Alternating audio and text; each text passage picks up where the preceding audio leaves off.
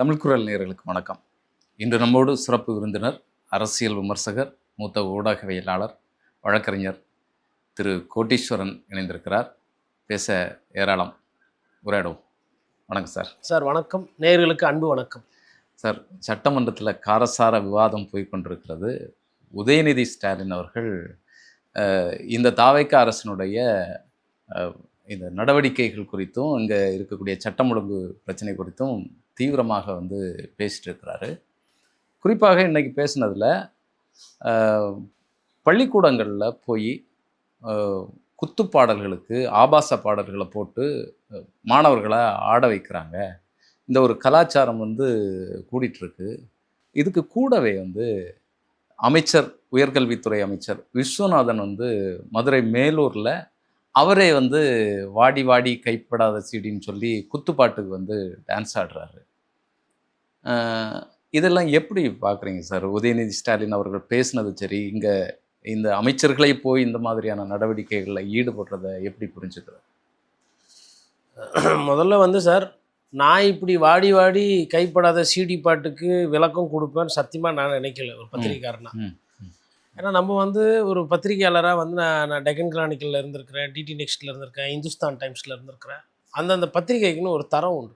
அதெல்லாம் இந்திய அளவுலேயும் சரி, மாநில ஒப்பீட்லேயும் சரி, ஒரு ஆங்கிலமோ செய்தியை சொல்கிறது ஒரு ஸ்டாண்டர்டான ஒரு பத்திரிகையில் வேலை பார்த்தோன்ற இந்த பெருமை எனக்கு என்றைக்குமே உண்டு. வேலை தான் பார்த்தேன், இருந்தாலும் ஒரு அருமையான ஒரு நல்ல கம்பெனியில் வேலை பார்த்தேன். ஒரு நல்ல ஆசிரியர்களோட அறிவு சார்ந்த பத்திரிகையாளர்கள் என்னை ட்ரெயின் பண்ணி என்னை கோட்டீஸ்வரனை ஒரு ஜேர்னலிஸ்ட்டாக அவங்களாம் உருவாக்கி விட்டுட்டு அவங்க நிறைய பேர் ரிட்டையர்ட் ஆகிட்டாங்க. இப்போ அவங்க கிட்டவே போயிட்டு, சார் இந்த மாதிரி வாடி வாடி சீடின்னு ஒருத்தர் அமைச்சர் இப்படி ஆடுறாரு சார், அமைச்சர் கூட எல்லாம் அதிகாரிலாம் இருக்கிறாங்க, இந்த மாதிரி ஒரு நிகழ்ச்சி சார், இதில் என்ன கருத்து சொல்கிறது, என்ன செய்தி சொன்னால் அவங்க தலையில் அடிச்சுக்குவாங்க.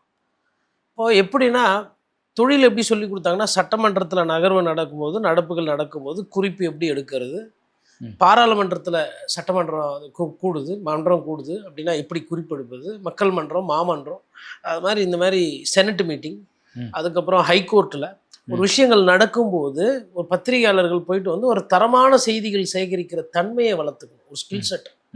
அப்பொழுது சட்ட சரத்துகள் என்ன சொல்லுது, இப்போது சட்டமன்றம்னு எடுத்துக்கினா சபாநாயகரோட அதிகாரம் என்ன, முதலமைச்சரோட 110 விதி என்ன, டிமாண்ட் ஆன் கிராண்ட் என்ன, பட்ஜெட்டினுடைய கூட்டத்தொடர் எப்படி போகுது, பட்ஜெட்டின் மீது விவாதம் என்ன, கவர்னர் உரை என்ன, கவர்னர் உரைக்கு நன்றி தெரிவிப்பது என்ன, கேள்வி பதில், 0 ஹவர், கொஸ்டின் ஹவர், இப்படியெல்லாம் பேச வேண்டிய நாங்கள இன்றைக்கி அமைச்சர், உயர்கல்வித்துறை அமைச்சர் வாடி வாடி கைப்படாத சீடின்னு பாட்டுக்கு பேச வச்சிட்டாங்க.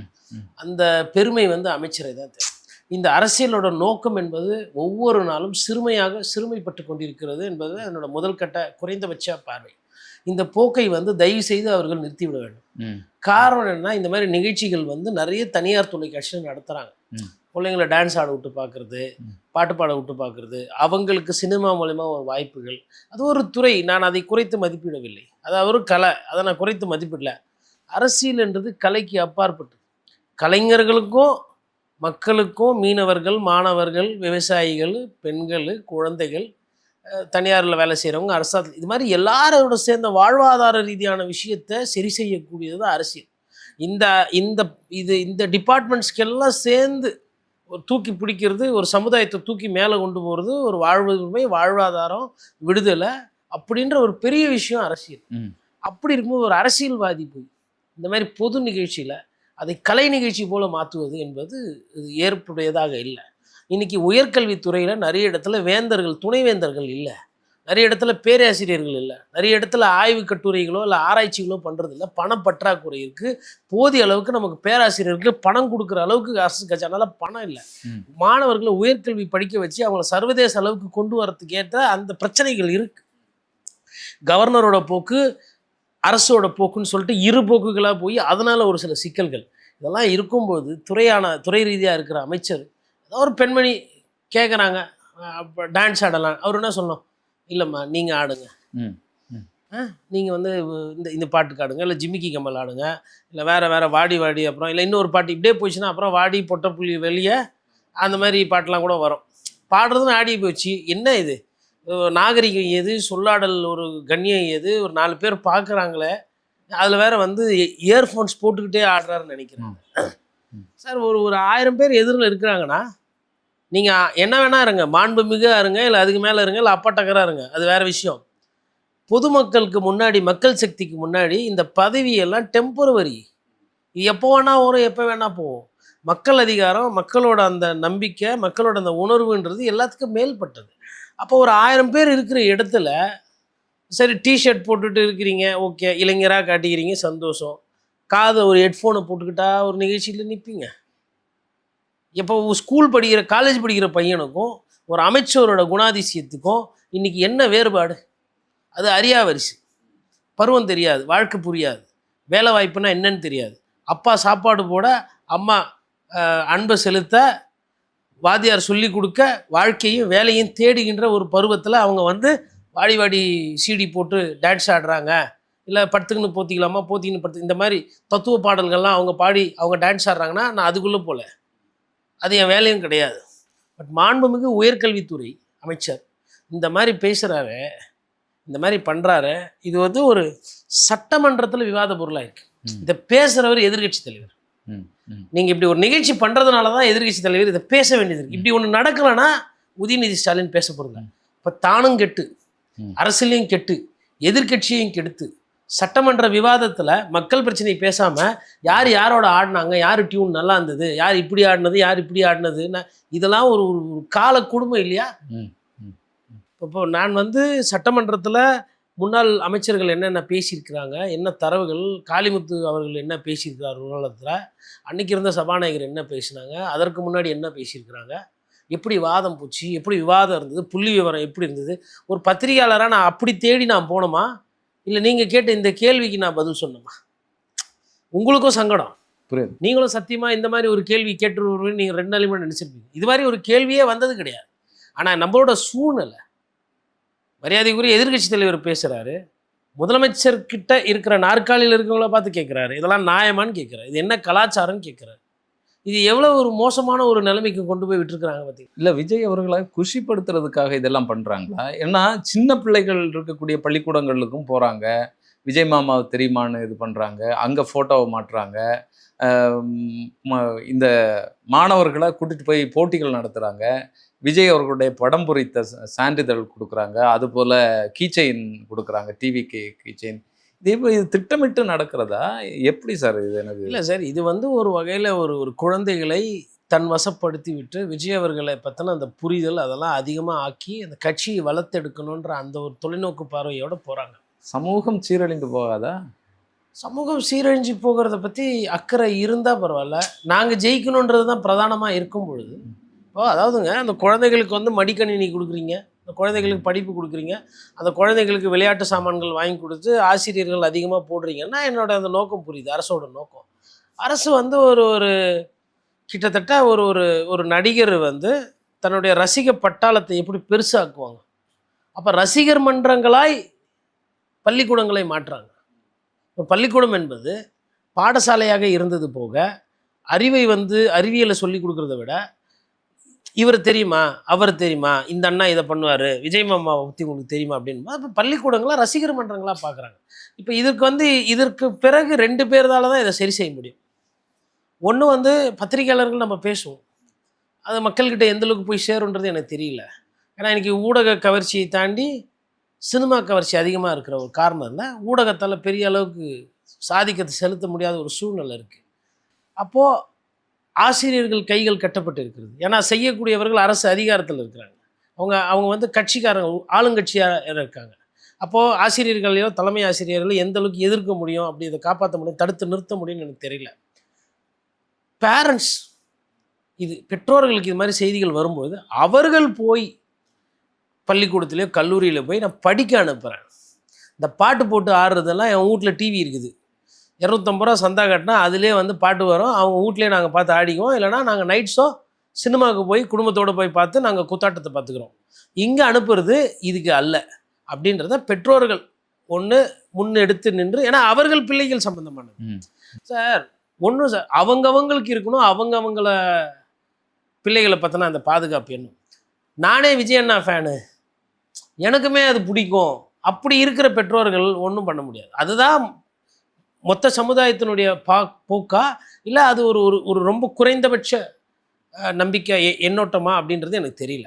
ஸோ அப்போ பெற்றோர்கள் இன்னொன்று வந்து நீதிமன்றங்கள் மேபி இந்த மாதிரி ஒரு சில விஷயங்களெல்லாம், ஏன்னா எதிர்க்கட்சி தலைவர் பேசுகிறாங்க இல்லை அதிமுகவில் சொல்கிறாங்க இல்லை மற்றவங்க பத்திரிகை சொன்னால் அதெல்லாம் வந்து கண்டுக்கிற மாதிரி தெரியல.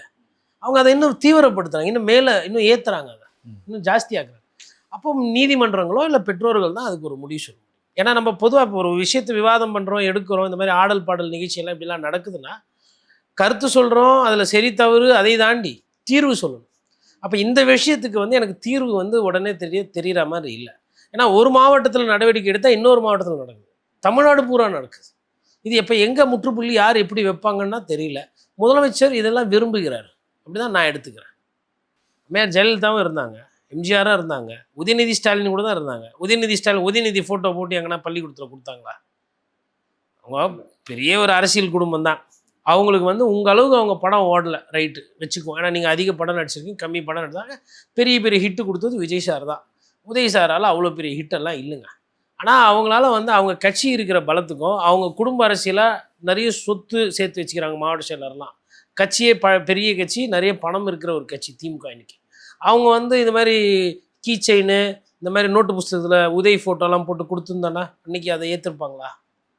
அவங்களே செய்யாததெல்லாம் நீங்கள் இப்போ செய்கிறீங்களே, அவங்க மோசம்னு சொல்லிட்டு அதை விட மோசமாக செய்கிறீங்களே, என்ன விதத்தில் நியாயம்? அதுதான் இது வந்து ஒரு ரொம்ப ஒரு நல்ல ஒரு நடவடிக்கை இல்லை, அது ஒரு மோசமான சூழ்நிலை. அதெல்லாம் ஒரு காங்கிரஸ் கட்சியில் இருந்துட்டு பாருங்கள் எந்த மாதிரியான ஆளை கொடுத்துருக்குறாங்க பாருங்கள். காங்கிரஸ் கட்சி அருமையான ஒரு எம்எல்ஏவை கொடுத்துருக்காங்க. வழக்கமாக தாவேக்காக தான் குறை சொல்லிட்டு இருந்தோம், இப்போ காங்கிரஸ் கட்சியில் போட்டா போட்டி போட்டுக்கிட்டு பண்ணிக்கிட்டு இருக்கிறாங்க. அதனால் சிறப்பு. விஜய் சாருக்கு இதெல்லாம் பிடிக்கும். அவர் உங்களை மெச்சிக்குவார், அவர் உங்களை பாராட்டுவார், ரொம்ப நல்லது. சமுதாயத்துக்கு ரொம்ப நல்ல சேவை செய்து கொண்டிருக்கிறீர்கள். இப்போ அமைச்சர் ஆதவ அர்ஜுனா வந்து வெளியில் மேடைகளில் பேசுகிற மாதிரியே சட்டமன்றத்துக்குள்ளால போய் பேசுகிறாரு. கடந்த 2-3 ஆண்டுகளாக வந்து தமிழ்த்தாய் வாழ்த்து வந்து பாடப்படலை அப்படின்னு சொல்லி ஆரம்பித்து அப்புறம் அதை சமாளித்ததெல்லாம் பார்த்தோம். அது மாதிரி போகிற போக்கில் வந்து 2 வயது குழந்தையை வந்து திமுககாரங்க கற்பழிச்சிட்டாங்க அப்படிங்கிற மாதிரி சொன்னார். அதுக்கு வந்து ஆதாரத்தோடு தான் நீங்கள் பேசணும்னு சொன்னோன்னா அதையும் விட்டுட்டாரு. எப்படி பார்க்குறீங்க அவருடைய போக்கை? அதாவதுங்க, சேம் சைடு கோல் என்று ஆங்கிலத்தில் சொல்லுவாங்க. நீங்கள் ஆடுற டீமுக்கே உங்கள் கை காலில் தெரியாமல் பட்டு உங்கள் கோல் உள்ளே போயிடும். ஐயா ஆதவ் வந்து அவர் ஒரு முதல் அதிகமாக போட்ட ஒரு முன்னணி அமைச்சர் என்றதை நான் உணர்கிறேன். அவர் தான் நிறைய செலவெல்லாம் பார்த்தாரு, கஷ்டப்பட்டார். இந்த ஆட்சி வரணுன்றதுக்காக முன்னணியிலேருந்து எல்லா வேலையும் பண்ணார். தனியாக ஒரு இயக்கம்லாம் வச்சு பண்ணார். அது நாட்டு மக்களுக்கு தெரியும். அதுக்கப்புறமா கூட இன்னைக்கு கூட்டணி கட்சி தலைவர்கள் கிட்ட பேசக்கூடிய அந்த முக்கியத்துவம் இன்னைக்கு யாருக்கு கிடச்சிருக்குன்னா ஐயா ஆதவுக்கு தான் கிடச்சிருக்கு. இப்போ அண்ணன் திரும்ப கேட்டிங்கன்னா ஆதவ் கிட்ட பேசினேன், சண்முகம் ஐயா ஆதவ் ஃபோன்னு பேசினாரு. அதாவது இவங்கெல்லாம் பெரிய தலைவர்கள் தெரியும். இந்த பெரிய தலைவர்கள் எந்த பெரிய தலைவர்கிட்ட தாவேகளை பேசினாங்கன்னா ஐயா ஆதவ். அப்போ ஆதவர்ஜுனா எப்போ பெரிய தலைவர் ஆனார்னா அது இப்போ தான் அப்படின்றாங்க. அப்போ ஒரு குறுகிய காலகட்டத்தில் ஒரு பெரிய அரசியல் ஆளுமையாக மாறி இருக்கிறார். அப்போ அந்த அரசியல் ஆளுமை என்ன பண்ணுறாருன்னா, முதலமைச்சர் சம்பந்தமான கேள்விகளை எதிர்கட்சியில் இருக்கிற சட்டமன்ற உறுப்பினர்கள் கேட்கும் பொழுது இவர் வந்து பதில் சொல்கிறார். இது வந்து அவரையும் அவர் சரியாக பண்ணாமல் அந்த துறை அமைச்சர்களையுமே வந்து அது சிறுமைப்படுத்துகிற வேலை. துறையில் அமைச்சர்கள் இருக்கிறாங்க, அவங்கவுங்களுக்கு இலாக்கா இருக்குது, அவங்கவுங்களுக்கு வாய் இருக்குது, அவங்கவுங்களுக்கு தரவுகள் இருக்குது, அவங்க பேச போகிறாங்க. முதலமைச்சரின் துறை மீது கேள்வி கேட்டால் அது முதலமைச்சர் தான் பதில் பேசுவார். இப்போ இவர் வந்து இப்படி பார்க்குறாரு, உடனே சபாநாயகர் என்ன பண்ணுறாரு, பேசுங்க அமைச்சர் அப்படின்றாரு. அப்போது இதெல்லாம் வந்து நல்லா இல்லை. இது ஒன்று, மக்கள் இதை பார்த்துட்ருக்குறாங்க. இன்னொன்று, ஜேசிடி பிரபாகர் ஐயா சபாநாயகர் வந்து 2-3 இடத்துல ஐயா ஆதவை வந்து காப்பாற்றி விட்டுறாரு. இன்னைக்கு கூட வந்து பேசும்போது உதயநிதி ஸ்டாலின் பேசும்போதும் நீங்கள் வந்து 10-10 பேசாதீங்க, ஆதாரம் இருக்கிறது, நம்பகத்தன்மை இருக்கிறது, ஒண்டி பேசுங்க, பேரை சொல்லி எடுத்து சொல்லி கரெக்டாக சொல்லுங்கள், நான் அதை அனுமதிக்கிறேன் அப்படின்னு சொல்லிட்டு அந்த இடத்துல வந்து என்ன முறையோ அதை வந்து அவர் செய்கிறார். எது சாத்தியமோ எது நடைமுறையில் இருக்கோ அதை செய்கிறார். உடனே இவர் என்ன பண்ணுறாரு, சான்ஸ்ன்னொன்னா எல்லாத்தையுமே பதிவு பண்ணுறார். 4 போட்டு பட்டியல் பற்றி பை செயலாளர், ஒன்றிய செயலாளர், எம்எல்ஏக்கு வேண்டப்பட்டவர், கட்சியில் ஆபாச வீடியோ வந்து ரெக்கார்டு பண்ணி வச்சுக்கிறாரு சேலத்தில். சேலம். பொள்ளாச்சியோட மோசம் அப்படி இப்படின்னு சொல்லிட்டு ஆதாரம் தான் நான் ரொம்ப சந்தோஷமாக போச்சுன்னு சொல்லிட்டு பேரெல்லாம் பதிவு பண்ணிட்டேன். இப்போ ஒருவேளை இது அவை குறிப்பிலேருந்து நீக்கிறாங்க, இதெல்லாம் எடுக்கிறாங்கன்னு வச்சுக்கோங்களேன், அதாவது அந்த இதுவை பேசினது, அவங்க வந்து அதற்கு உண்டான நடவடிக்கை கூட போகலாம். அப்போது அதாவது சபாநாயகருக்கு அதிகமான உச்சவரம் இருக்குங்க. இவர் பேசுகிறாருன்னா இதுக்கு கவுண்டர் கொடுக்கணும். எண்ணோட்டம் என்னன்னா, இப்போ பாரு நான் இப்படி ஹேண்டில் பண்ணுறேன் பாரு அப்படின்னு சொல்லிட்டு ஏறி போய் பந்து அடிச்சிட்டா 6, பால் பவுன்ஸ் ஆகி விக்கெட் கீப்பர் வந்து என்ன பண்ணுவாங்க, ஸ்டம்பில் வச்சுட்டு அவுட்டுப்பா போயிட்டு வா அப்படின்னு நினச்சிடும். கிட்டத்தட்ட அது மாதிரி தான். அப்போ ஆழம் தெரியாமல் காலை விடுறது, இல்லை தரவுகள் தெரியாமல் பேசுறது. 2 வயசு குழந்தை நீங்கள் இது பண்ணலையா அப்படின்னு உடனே சபாநாயகர் என்ன பண்ணிட்டாரு, இதை விட்டா அவங்க பிடிச்சிக்குவாங்க. உடனே இவரே என்ன பண்ணுறாரு, பாதுகாப்பு கேடயமாக போய் ஆதாரம் இல்லாதான் பேசாதீங்க மாண்புமிகு அமைச்சர், எதுவாக இருந்தாலும் என்கிட்ட சொல்லிட்டு என்கிட்ட தரவுகள் வாங்கிட்டு தான் பேசணும் கொள்ளணும் அப்படின்ற மாதிரி அதை வந்து காப்பாற்றி விட்டார். மடைமாற்றம் பண்ணி காப்பாற்றி விட்டார். இது வாட்டி இது மாதிரி நடக்கிறதுல நிறைய விஷயத்தில் பார்த்தீங்கன்னா ஃபவுல் ஸ்டார்ட், சம்பந்தம் மேலும் வேற ஏதோ ஒன்று பேசினா இவர் ஏதோ ஒன்று சொல்கிறது. அதாவது சட்ட ஒழுங்கு பிரச்சனை, பெண்கள் பாலியல் சீண்டல் பற்றி உதயநிதி ஸ்டாலின் பதிவு பண்ணுறாரு. அப்போ அதுக்கு பதில் சொல்ல வேண்டிய இடத்துல முதலமைச்சர், ஏன்னா காவல்துறை அவர் கட்டுப்பாட்டில் இருக்கு. நீண்ட விளக்க உரை நாளைக்கு சொல்லலாம். எந்திரிச்சு எதிர்கட்சி தலைவர் சொன்ன அந்த குறிப்புகள்லாம் வந்து அவர் சொல்கிறதுக்கு முன்னாடியே முதலமைச்சர்ன்ற முறையில் என் கவனத்திற்கு வந்தது. அந்தந்த காவல்துறை கண்காணிப்பாளர்களிடம் இதை பற்றி தகவல் சொல்லி தகுந்த நடவடிக்கை எடுத்து இந்த 4 வழக்கில் முதல் வழக்கில் இவர் கைது, 2ஆவது வழக்கில் கைது, 3ஆவது வழக்கில் கைது, 4ஆவது வழக்கில் கைது, மேலும் இந்த வழக்கில் இத்தனை பேர் போட்டு தேடுறோம், விசாரணை நடந்துக்கிட்டு இருக்குது, நீதிமன்றத்துக்கு முன்னாடி போயிருக்கு. இந்த அரசு ஒருத்தரையும் விடாது, சொந்த கட்சிக்காரெல்லாம் இருந்தாலும் நடவடிக்கை எடுக்கிறதா இந்த அரசுன்னு தெளிவாக இருக்கும். அப்படி தப்பு பண்ணுறவன் தாவேக்காரனாவே இருக்க முடியாது, அதை நான் அனுமதிக்க மாட்டேன்னா முடிஞ்சு போச்சு. ஆனால் அவர் கொலைக்களத்தில் கொண்டு விட்டது மாதிரி இருக்கிறாரு. அது என்னன்னா, இந்த 4 இன்சிடெண்ட் நடந்தது இல்லையா, அவரு இதெல்லாம் எழுதி பணப்பாடம் பண்ணி ப்ரிப்பேர்டாக வந்திருக்காரு. இவருக்கு இது தெரியுமா தெரியாதான்னு தெரியல. தரவுகள் இருந்தால் பேசியிருவீங்க. அவருனா வச்சுக்கிட்டா வஞ்சனை பண்ணுறாரு முதலமைச்சர். தெரியுமா தெரியாதா என்ன சொல்லணும் எப்படி தெரியல, அனுபவம் இல்லை. அதனால் அதை மறைக்கிறதுக்கு அப்படியே கௌரவமாக அப்படியே ராஜா மாதிரி அப்படியே உட்காந்துட்டு அப்படி பார்க்குறது. இதுதான் நடக்குது அங்கே. நீ பாருங்க, இந்த மாதிரி விஷயம் வரும்போது அது சிரிப்பு எங்கேருந்து வருதுன்னு தெரியல. அந்த லைட்டாக ஒரு புன்னகை அப்படி கொஞ்சமாக வரும். அப்படி புன்னகை வந்த உடனே உடனே அடுத்து ரெடி ஆயிடுறாங்க. அப்பா கேட்ட கேள்விக்கு அது இல்லைப்பா பதில், என்னப்பா நீட் தேர்வுக்கு எழுதுற மாதிரி தப்பாக பதில் எழுதுறீங்களான்ற மாதிரி இருக்குது. இது அதுக்கெல்லாம் பதில் நீங்கள் ஒரு கணிப்பு இருக்கணுங்க. இது வந்து எப்படின்னா ஒரு சதுரங்க ஆட்டம் மாதிரி. இப்போ இன்றைக்கி ஃபஸ்ட்டு ஹாஃப் எடப்பாடி பழனிசாமி போட்ட பாலெல்லாம் 6-4. உணர்வு பிரச்சனைங்க, 20 மாவட்ட குடிநீர் பிரச்சனைங்க, அதை பேசாத இதை தான் பேசுவேன். எல்லாமே வந்து ஒன்றுமே தெரியாமல் உட்காந்துக்கிட்டு இருக்கீங்க. தண்ணி வரலன்றாங்க, விவசாயி கஷ்டப்பட்டு இருக்கிறான், மேகதாது பற்றி பேசக்கூடாதுன்றீங்க. சட்ட சிக்கல் வந்துடுங்க, தெரியலன்னா எங்ககிட்ட கேட்டுட்டு செய்ய வேண்டியதுதான். நான் அதை தான் சொல்கிறேன். சட்டம் 104 விதி என்ன சொல்லுது, எல்லாருக்கிட்டையும் கேட்டு அது பண்ணணும்னு சொல்கிறேன். ஆல்ரெடி அம்மா இருந்தப்பவே தீர்ப்பு வந்துச்சு, உச்சநீதிமன்றம் போனோம் 2018. இந்த பஞ்சாயத்தெல்லாம் முடிச்சுட்டு தான் அது தீர்ப்பு வந்தது. அது போதும், நீங்கள் புதுசாக தேவையில்லாமல் ஒரு பிரச்சனை வரீங்க. அவர் உடனே இவங்க என்ன பண்ணுறாங்க, டிஎம்கே இடம்கே ஒரு சில நேரத்தில் சேர்ந்து செயல்படுறாங்க இல்லையா, அதை சபாநாயகர் வந்து சூப்பராக பிரிக்க பார்க்குறாரு. அப்போ திமுக கொண்டு வந்த அந்த தீர்மானத்தை நீங்கள் எதிர்க்கிறீங்களா, நீங்கள் வந்து அப்போ மேகதாதுல நீங்கள் மாறி போகிறீங்களா, முதலமைச்சரோட நோக்கத்தை புரிஞ்சுக்கணும். அவர் என்ன சொன்னார், நோக்கம்லாம் புரியுது, நீங்கள் முன்னாள் சொன்னதுக்கு என்னவோ அதுக்கு தான் நாங்கள் ப்ரிப்பேர் பண்ணிட்டு வந்தோம், நீங்கள் திடீர்னு சைடில் சேர்க்கறதுக்கெல்லாம் நாங்கள் ப்ரிப்பேர் பண்ணலை, எங்களுக்கு போதிய நேரம் கொடுக்கல, எதுக்கு அவசரம், கேட்டு பண்ண வேண்டியதுன்னா. இதை நான் ஒண்டியா சொல்கிறேன், உங்கள் கூடவே இருக்கிற கூட்டணி இருக்கிற சிபிஐ சொல்கிறாங்க, பாட்டாளி மக்கள் கட்சி சொல்கிறாங்க, சப்ஜெக்ட் தெரிஞ்சதுனால சொல்கிறேன், உங்களுக்கு சப்ஜெக்ட் தெரிலன்றாரு, நீங்கள் அவசரப்பட்டுட்டீங்க, தப்பு பண்ணிட்டீங்கன்றாரு. இது ஏற்றுக்க பக்குவம் இல்லாமல் மனசு இல்லாமல் நீங்கள் அன்னைக்கே கையை தூக்கி பேசியிருக்கணும், நீங்கள் அன்னைக்கே கம்முன்னு அன்னைக்கு. அதுதான் அவர் சொல்கிறாரு, அன்னைக்கு முன்னாள் என்னவோ முதலமைச்சர் என்ன படிக்க போறாருன்றதானே என்கிட்ட இருந்தது, நான் அதுக்கு தானே பேச முடியும். எதிர்கட்சி தலைவர் வந்து ஒரு விஷயத்த சொல்ல போறாரு, ஒருத்தர் கொடுக்க போறாருன்றது அவர் என்கிட்ட கொடுக்க போறது இல்லைல்ல, அவங்க அங்கதானே பேசுறாங்க. ஆளுங்கட்சி கொஸ்டின் பேப்பர்ல என்ன இருக்குதோ அதுக்கு தான் பதில் எழுத முடியும். அடிஷ்னலா 2 கேள்வியை கேட்டுட்டு அந்த கேள்விக்கு பதில் நீங்க அன்னைக்கே சொல்லணும்னா எப்படி, நீங்க கேள்வியை சேர்க்க போறதே எனக்கு தெரியலன்றாரு அவர். அப்போ அவர் வந்து லாஜிக்கா வச்சு காலையில வந்து அப்புறம் பேரவைத் தலைவர் என்ன சொன்னார், வெளியில போய் செய்தியில வரத்துக்கு வேண்டி பண்றாரு அப்படின்னாரு. திருப்பி மறுபடியும் வந்து நான் காலையிலேயே உங்களுக்கு பேசுகிறப்ப நீங்கள் உணர்வு போடுவாங்க, அதான் உணர்வு முக்கியமான பிரச்சனைங்க அப்படின்னு திருப்பி பேசுகிறேன். இப்போ அதுக்கு வந்து பெரிய பதில் இதில் எதுவும் வரல. இவர் வந்து படித்தார், யார் ஐயா ஆனந்த் அவர்கள் வந்து எழுதி வச்சு இத்தனாம் தேதி இது ஆச்சு, முதலமைச்சர் வந்து இது மாதிரி தீர்மானம் இத்தனாம் தேதி கொண்டு வந்தார், அதுக்கப்புறம் இத்தனாம் தேதி போய் பிரதமரை பார்த்தாரு, இத்தனாம் தேதி கோரிக்கை கொடுக்கப்பட்டது, அதுக்கப்புறம் வழக்கு வந்து நாங்கள் இத்தனாம் தேதி பதியப்பட்டு அது நாங்கள் அப்பீல் போகிறோம், அப்போ இத்தனாம் தேதி இத்தனாம் தேதி இவ்வளோ தண்ணி, அத்தனாம் தேதி அவ்வளோ, இப்படி இத்தனாம் தேதி சொல்லிட்டு முடிச்சிட்டார். அவர் கேட்டால் போதிய அளவுக்கு பதில் கொடுத்து விட்டார் அமைச்சர்ன்றாரு சபாநாயகர். ஏங்க அந்த ஒரு தீர்மானத்தில் எக்ஸ்ட்ராவாக சேர்க்குறீங்க, நடுவர் மன்றத்துக்கு இங்கே வேலை இல்லைன்றது தான் வாதம். மொத்த என்னோட உரிமை பாதுகாக்கப்பட்டு விட்டது உச்ச நீதிமன்றத்தினுடைய தீர்ப்பு மூலயமாக, தமிழகத்தினுடைய நிதி அதாவது நீர் ஆதாரமோ இதில் வந்து வேறு எதுக்கும் வேலை கிடையாது, நீர் அவங்களோட என்ன கிடைக்கணுமோ அதை உறுதி செய்யுங்கன்னு சொல்லி எவ்வளவு கணக்கு தண்ணி கொடுக்கணும், எந்தெந்த மாதத்தில் கொடுக்கணும், அதை எப்படி கொடுக்கணும் அப்படின்ற அளவுக்கு போட்டு கொடுத்தாச்சு தீர்ப்பு. அதுக்கப்புறம் அதை பாதிக்கிற வகையில் யாரும் எதுவும் செய்யக்கூடாதுன்னு அந்த தீர்ப்பில் இருக்குது. அப்படி இருக்கும்போது அந்த தீர்ப்பை ஃபுல்லாக படித்து பார்க்காம, இல்லை அந்த தீர்ப்பில் என்ன சொல்லியிருக்குன்றது தெரிஞ்சிக்காம நீங்கள் வந்து இப்படி ஒரு விஷயத்தை கொண்டு வரீங்க, புதிய தீர்மானம். அதாவது இப்போது இவர் திமுக கொண்டு வர்றது என்னன்னா, அதிமுக சார்பாக அதெல்லாம் பண்ணாங்க கொண்டாங்க, ரைட்டு, திமுகவும் அந்த திட்டத்தை எதிர்க்குது, அது ஒரு யோசனை.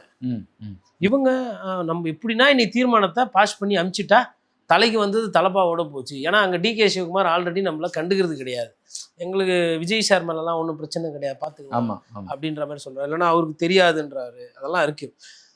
அப்போ அதெல்லாம் தடுக்கிறதுக்கு நீ ஒரு தீர்மானத்தை போட்டு அப்போ நீங்கள் நாங்கள் எடுக்கிற நடவடிக்கை நீங்கள் எதிராக இருக்கிறீங்களா அப்படின்னு ஒரு இமேஜ் மாதிரி அப்படி கேட்டு கார்னர் பண்ணலான்னு சொல்லிட்டு தான் ட்ரை பண்ணாங்க. நல்லா வந்துட்டு கட்சியில் ஒரு லூஸ் பால் போட்டவொன்னே எடப்பாடி பழனிசாமி மனுஷன் பாலை தூக்கி வச்சிட்டார் மேலே. அதில் இப்போ காலையில் ஃபர்ஸ்ட் ஹாஃப் காலி விவசாய பிரச்சனை, அதில் செகண்ட் ஹாஃபு உதயநிதி ஸ்டாலின் வச்சு வெளுன்னு வாங்கிட்டார். கிட்டத்தட்ட சட்டம் ஒழுங்கு பிரச்சனை இல்லை. ஏன்னா ஒரு முதலமைச்சரோட துறையில் தான் மோஸ்ட்லி எதிர்கட்சி தலைவருங்க டார்கெட் பண்ணுவாங்க.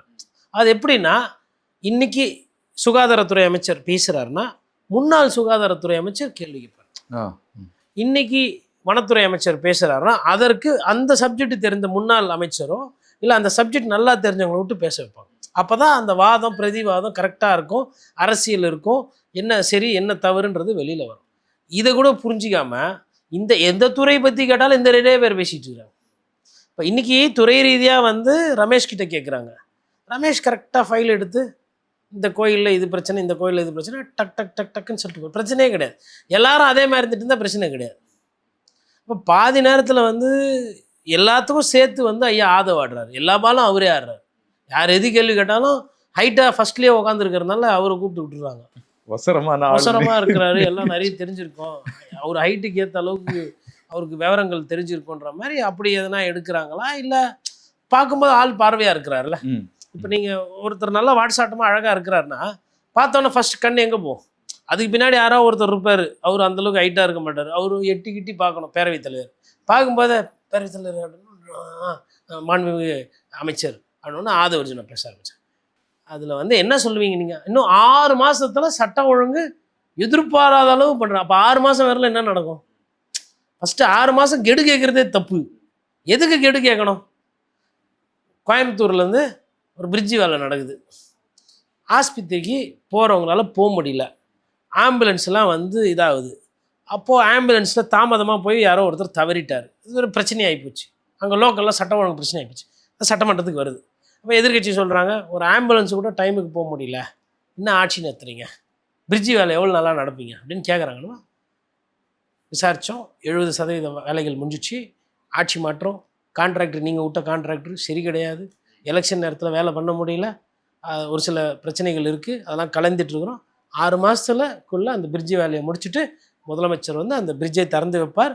பொதுமக்களும் ஆஸ்பத்திரிக்கு போகிறவங்களும் விரைவாக மருத்துவமனைக்கு போகலான்றதை இந்த பேரவைத் தலைவர் வாயிலாக எம்எல்ஏக்களுக்கும் சட்டமன்றத்துக்கும் தெரிவித்துக் கொள்கிறேன்னு சொல்லிட்டு உக்காந்தா அது மாண்பான பதில். அது மாதிரி எதுவும் பேசுறது கிடையாது. உங்கள் ஆட்சியில் நடக்கலையா? அவங்க ஆட்சியில் நடந்தது, அது சரியில்லைன்னு சொல்லிட்டு தானே மக்கள் மாற்றி ஓட்டு நீங்கள் வந்திருக்கிறீங்க. சரி, என்சிஆர்பி டேட்டாவை இப்போ சொல்கிறதுனால என்ன சொல்ல வரீங்க? பிரச்சனை இருக்குது, 6 மாதத்துல தான் போதை இருக்குது.